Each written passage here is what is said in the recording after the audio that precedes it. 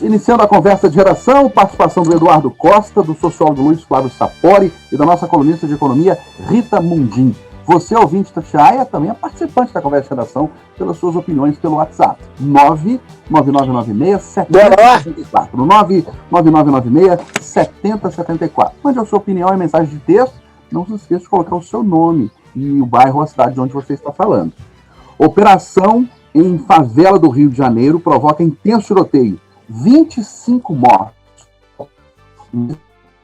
A história do Rio de Janeiro, e esse assunto eu já chamo de uma vez o Luiz Flávio Sapori, que é sociólogo especialista em segurança pública. Sapori, o que dizer nesse day after, o dia seguinte a esse massacre? Você considera um massacre também? Bom dia. Bom dia, Estáquio. Bom dia, Rita. Bom prezado amigo Eduardo Costa, ouvintes da Itatiaia.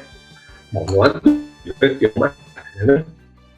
E esse massacre envolve também a possibilidade de ter sido marcado por execuções sumárias, mas eu vou desenvolver o meu raciocínio.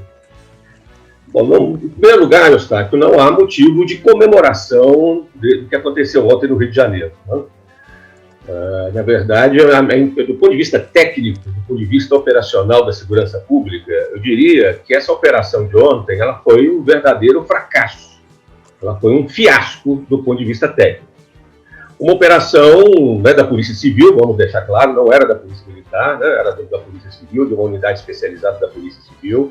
Ela tinha uma meta bastante interessante, era resultado, supostamente, de uma investigação já de quase um ano, envolvendo aliciamento de menores por parte de traficantes, né, exploração indevida de menores por parte de traficantes no Jacarezinho. Então, é uma operação que tinha um planejamento prévio, tinha um trabalho de inteligência prévio, então havia fundamentos interessantes e técnicos para sua realização. Tudo leva a crer, Eustáquio, que essa operação desandou. Então, o que estava planejado acabou não sendo executado.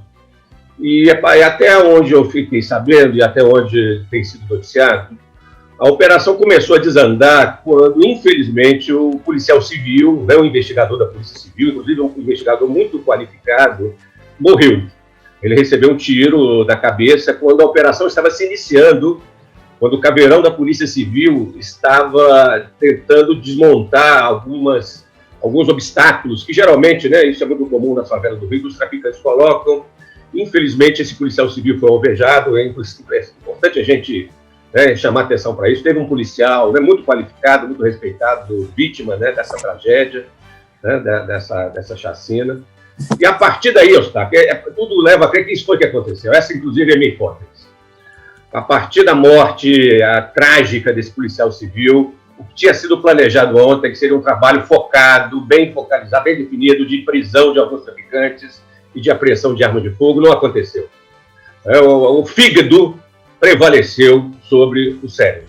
Infelizmente, nesse momento, os policiais que estavam ali tiveram amparo do grupo das polícias militares e aí fizeram uma caçada aos traficantes do Rio, né, que estavam ali naquela localidade. A hipótese principal é que efetivamente tenha ocorrido uma execução sumária. Não dá para garantir isso, né? São as primeiras impressões, os primeiros testemunhos sinalizam nesse sentido, porque houve perseguição, né? Algumas imagens mostram isso, houve perseguição a traficantes, alguns deles foram alvejados dentro de algumas residências da comunidade. Isso são indícios, infelizmente, de execução sumária. Em termos de resultados, o que foi, quantas pessoas foram presas, quantos armamentos pesados foram apreendidos? Praticamente nada. Fuzis, armas mais letais, um ou outro, isso não foi o resultado da operação. Então, a operação, que era para ser, do meu ponto de vista, tinha um planejamento para isso, acabou sendo uma operação marcada pela execução sumária. Volto a dizer, a lamentar a morte do policial civil. Eu estava vendo o currículo dele, eu estava com um policial muito qualificado, muito habilitado, então a gente tem que lamentar muito também a morte desse profissional. Reforça a minha convicção, e aí eu vou passar a palavra para os colegas, de que o Rio de Janeiro, a segurança pública do Rio de Janeiro é um péssimo exemplo para o Brasil. As polícias do Rio de Janeiro fazem tudo que as demais polícias do Brasil não devem fazer.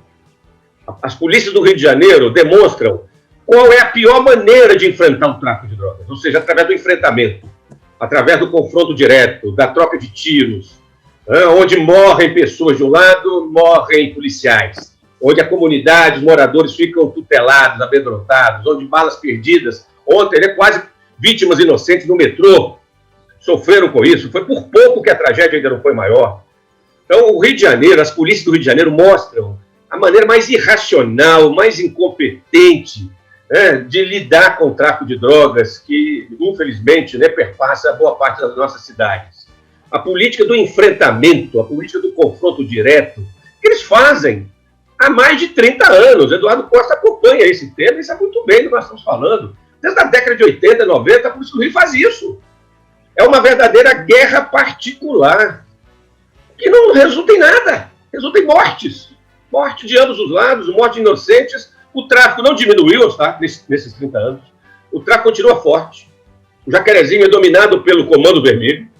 Não duvido muito que depois de ontem, essa operação de ontem, o Comando Vermelho vai perder o domínio ali. Ou, outra hipótese, essas operações do Rio estão fortalecendo as milícias. O que é pior, as milícias já dominam quase 60% do território da região metropolitana do Rio de Janeiro. Isso é grave demais. Isso é a maior sinalização de incompetência da política de segurança pública do Rio de Janeiro, dessa política do confronto. Não resulta em nada, tecnicamente ela não muda nada da realidade. Então, é só lamentar, não apenas a morte dos suspeitos, que a gente não sabe quem foi, vamos verificar ainda quem foi efetivamente vítima dos 25 mortos, lamentar profundamente a morte do policial e, mais uma vez, lamentar como o Rio de Janeiro, infelizmente, está perdido numa política de enfrentamento ao crime completamente incompetente, completamente ineficiente, que não ajuda e não contribui em nada. O Eduardo Costa, aqui pelo WhatsApp estão chegando muitas, mas muitas mensagens com o teor do seguinte: enquanto estiverem morrendo bandidos ou criminosos, suspeitos, acusados, tudo bem. Inclusive aqui eu vou pegar a opinião como exemplo do Daniel Mazorque, do bairro Bom Sucesso. Ele falou: os policiais precisam preservar suas vidas, reagir à injusta agressão. Não podemos crucificar a polícia, são eles que estão pondo a cara para morrer nos protegendo. Bom dia. Bom dia para todo mundo. Eu vou atender o Daniel ao fechar o meu raciocínio, que começa pela tristeza sem fim. Operação planejada por objetivos sérios, responsáveis e respeitáveis, vaza, a polícia chega lá, encontra barricadas e tiros, reage, tiroteio, mata um policial, e aí, como disse o Sapori, a polícia troca o cérebro pelo fígado e dá no que deu. Lamentável sob todos os pontos de vista. Para o mundo, para o Brasil, para o Rio, e em especial para quem mora no Jacarezinho e que acorda às 6 da manhã na hora de ir para a escola ou para o trabalho com esse tiroteio todo. É por isso, meu caro Daniel, que a gente tem que continuar insistindo para que as nossas autoridades discutam de fato o Brasil real, que é esse das drogas, das milícias, da violência. E é por isso que a gente aqui em Minas, com as críticas necessárias na hora certa, tem que respeitar as nossas corporações, os nossos agentes de segurança e dar moral para eles, para o Estado e Belo Horizonte não chegarem ao que chegou o Rio de Janeiro. Uma tristeza, Eustáquio. Ô, Rita Mundinho, as repercussões são internacionais, inclusive. A ONU está querendo apuração sobre isso, alas ligadas aos direitos humanos também, dizendo que foi um massacre, um excesso extraordinário da polícia. Bom dia para você mais uma vez. Bom dia, Eustáquio, bom dia a todos. Gente, eu acho que o Sapori e o Eduardo já falaram tudo. Eu só acrescento o seguinte: o objetivo era o melhor possível e o tráfico tem que ser combatido, o policiamento de crianças ao tráfico tem que ser combatido, mas a ação se perdeu na forma. Então, no século XXI, com tecnologia, com inteligência, a forma de atuar, ela tem que migrar do enfrentamento para a inteligência. O grande problema é que o Rio de Janeiro é um péssimo exemplo e digamos assim, é a janela do Brasil, né? Então, quem vê o que está acontecendo no Rio acha que isso acontece no Brasil inteiro, o que é muito triste. E a gente tem que tentar, né, combater a forma, como disse o Sapori, que as forças de segurança agem no Rio de Janeiro.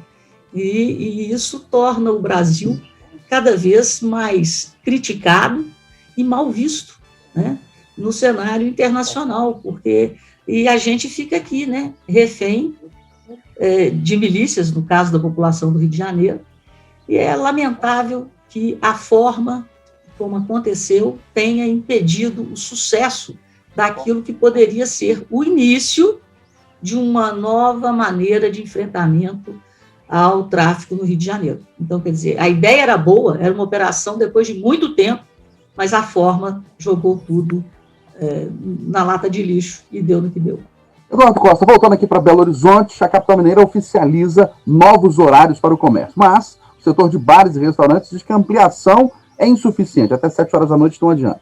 Enquanto isso, casas de festas e eventos passam a ser liberadas em Contagem.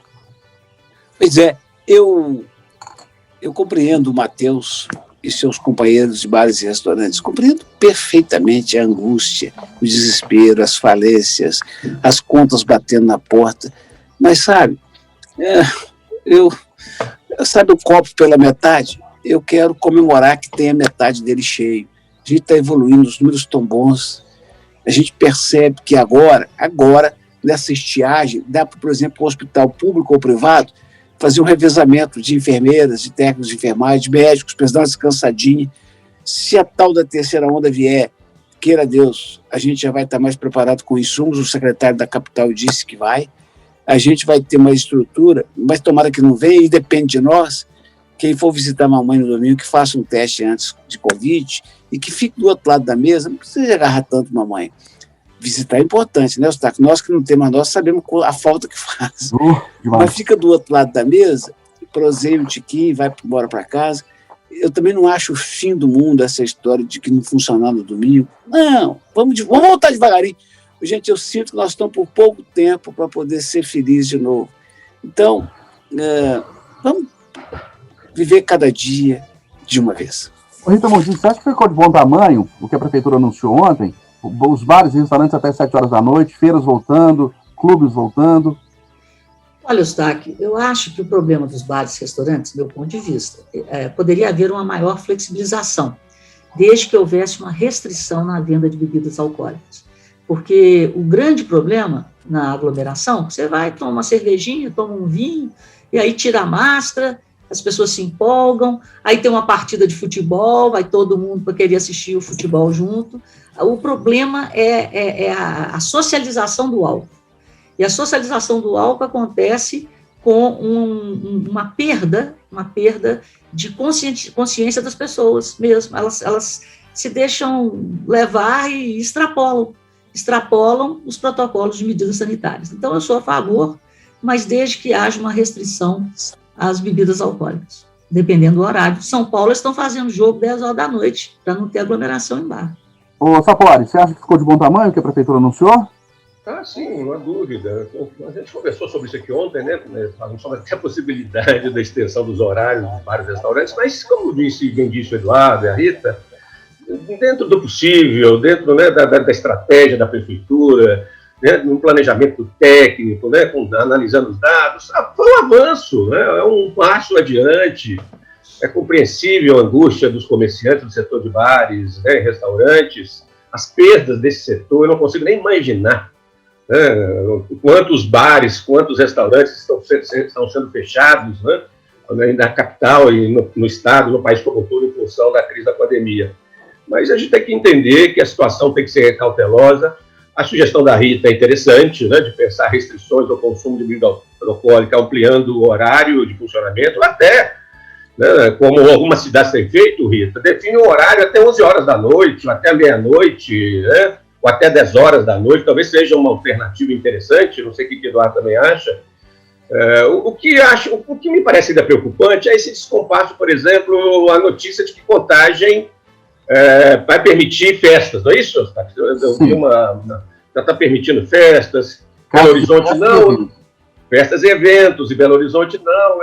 esse descompasso que não é bom, né? Porque gera... Os empresários do setor aqui de festas, etc., devem estar perguntando por que lá pode, né? Logo ali depois da Afonso da Amazonas pode, por que aqui não pode? Isso gera desconfiança, isso gera mobilização da categoria, isso gera confronto com a Prefeitura de Belo Horizonte, com a Prefeitura de Betim. A lamentar que a gente não conseguiu construir na região metropolitana o mínimo de acordo, o mínimo de cooperação a despeito, né, das iniciativas, do esforço da prefeita Marília Campos, né, Eduardo Campos. O Eduardo pode ter chamado a atenção, né, Eduardo? Como a Marília tem tentado, desde o início do ano, essa articulação, né, Eduardo? E essa semana, Sapó, nós tivemos 2 fatos que devem ser destacados. Nós tivemos uma reunião dos municípios para tratar de educação, combinaram que vão voltar junto, e tivemos uma outra reunião para discutir transporte metropolitano. Eu continuo sem entender por que o prefeito de Belo Horizonte não lidera. Mas já que ele não lidera, que os outros se unam e que façam esse tipo de reunião permanentemente. Passou da hora, senhor Sapori. Exatamente. Aqui pelo WhatsApp, o Anderson Saldanha, do bairro Bonfim, nosso vizinho aqui, está dizendo o seguinte: os bares dos bairros permaneceram abertos até depois desse horário de 7. É verdade, mas você dá uma circular às 7 horas da noite, você vê um tanto de bar aberto. E ele falou, inclusive, sem interferência de autoridades. Eu quero falar sobre isso. Eu já falei disso na rádio várias vezes, vou repetir. Isso é a maior verdade que tem. Não que eu seja um botequeiro, aqui na pandemia eu estou visitando, mas a gente tem informação, a gente está vivo. Olha, essa restrição que eu estou pedindo, né, ao pessoal para ter um pouquinho mais de paciência, para aguentar um pouco, ela só afeta o grande estabelecimento que já é mais organizado. Isso é a maior hipocrisia. Os botecos estão comendo solto, com a porta da frente fechada e a dos fundos aberta, e a turma feliz, Eustáquio. É isso que a prefeitura tem que considerar, embora eu respeite o cuidado. Não, e tem casos, já que a gente fica sabendo, de bar aberto mesmo, sem nenhuma preocupação, com a porta da frente aberta, mesa, inclusive, do lado de fora, sem preocupação com esconder ou velar aquela questão. Velar Mas é que depende muito também do compromisso das pessoas, desses pequenos comerciantes, né, dos clientes desses bares, porque não tem como a prefeitura, hein, Eduardo, fiscalizar, imagina, eu não sei nem a quantidade de bares e botecos que deram os outros, são milhares, né? A cidade mais botequeira do Brasil, né, Eduardo? É quase impossível fiscalizar tudo. Se não houver cooperação voluntária da cidadania, realmente fica muito difícil. Mas não dá para esperar, infelizmente, Sapori. O sujeito está dizendo o seguinte: já que a segunda dose da corona não veio, deixa eu tomar a terceira aqui no bar do Joaquim. Mas tem um problema aí, né, que eu vejo, que existe a punição, a fiscalização para aqueles que são os mais organizados, que pagam mais impostos e que empregam mais. Ao passo que aqueles mais informais e que ficam nas periferias não sofrem essa fiscalização. Então, é aquele negócio, né, do pau que dá em Chico, tem que dar em Francisco. Se não existe essa conscientização por parte das pessoas, e eu acredito que exista essa conscientização por parte desses grandes estabelecimentos em relação às normas sanitárias, de repente, que se permita que esses estabelecimentos, que são os mais fiscalizados, a Zona Sul, né, o entorno da contorno, que esses estabelecimentos possam também funcionar praticando os protocolos sanitários. Isso é um ponto muito importante, porque eles praticam. Ô, Rita, desculpa, Eustáquio, porque, Eustáquio, eu estou avacalhando sua vida hoje, mas olha para você ver, Eustáquio, como é que os assuntos... Hein? Aqui o debate é democrático, Eduardo. Todos têm voz e vez. E o senhor é muito generoso. Eustáquio, repara como é que o assunto do Sapori bate com o da Rita. Além, meus caros Sapori, Rita, ouvinte e Tatiana, além do fato de que quem é mais organizado, emprega mais e paga mais imposto, está tomando prejuízo, tem o fato de que, não havendo uma interação metropolitana, os municípios que não têm CTI, que não têm hospital, deixam o pau comer solto e sobe para Belo Horizonte. Ainda tem isso, Rita, Sapori e Eustáquio. É verdade. Santa Luzia come solto, Neves come solto e estoura aqui. Você estava falando aí, a Marília é prefeita de Contagem. Ela abriu as casas de shows, né, as casas de eventos em Contagem. Né, nessa busca de diálogo, está aberto lá e não está aberto aqui. É por aí. Rita, rapidamente aqui. Comerciantes mineiros estimam que as vendas para o Dia das Mães devem ser menores este ano. A sua expectativa também? Pois é, Eustáquio, nós vamos ter agora há pouco, o IBGE vai divulgar o número das vendas ao varejo em março. A expectativa é essa, sim, e eu estou falando isso porque em março nós vamos ter a maior queda do ano e a maior queda desde março de 2020. Deve ficar algo entre 5% e 6%. Isso já é efeito, né, da segunda onda. E, infelizmente, isso deve acontecer sim. Bora, gente. Final do Jornal da Itatiaia, primeira edição. Ótimo dia a todos.